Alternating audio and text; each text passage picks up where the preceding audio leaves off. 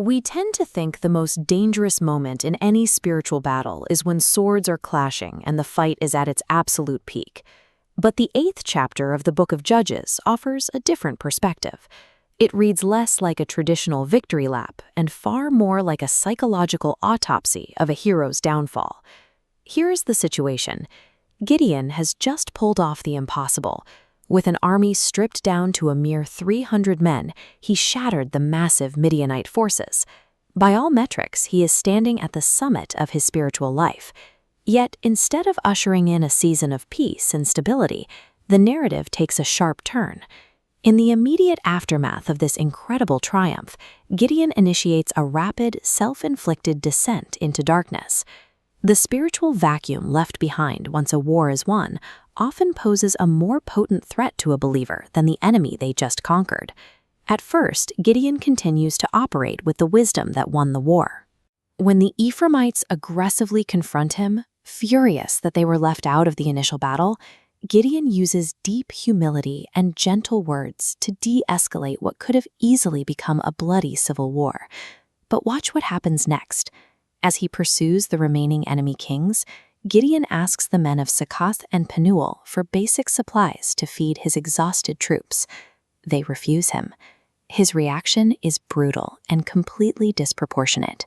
He doesn't just pass them by, he promises violence.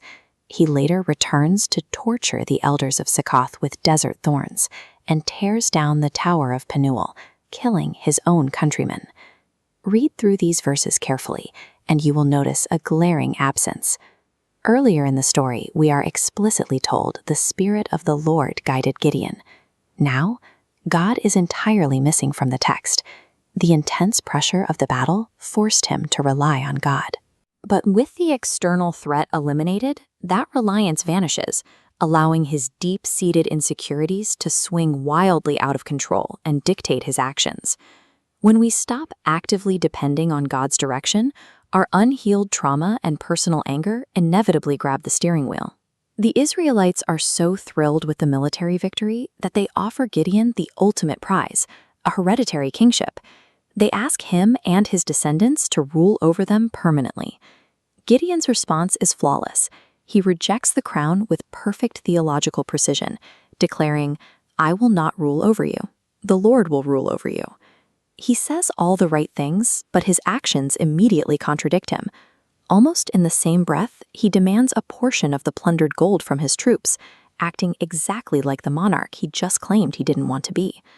With roughly 43 pounds of gold, he constructs an ephod, a sacred priestly garment. He likely does this with the genuine intention of memorializing their great victory and honoring God's deliverance.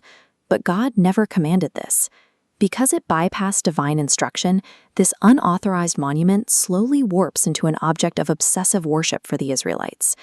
This single act of compromise becomes a deadly trap. It ruins his own family and drags the entire nation right back into the idolatry they had just fought so hard to escape. Possessing the correct theological vocabulary means absolutely nothing if it serves as a smokescreen for unsanctified ambition. Gideon shattered the Midianite army, but he completely lost the internal war against his own pride. Endurance through the trial is only half the battle. The spiritual life requires a strict, deliberate protocol for managing the pride that follows. First, audit your ambition.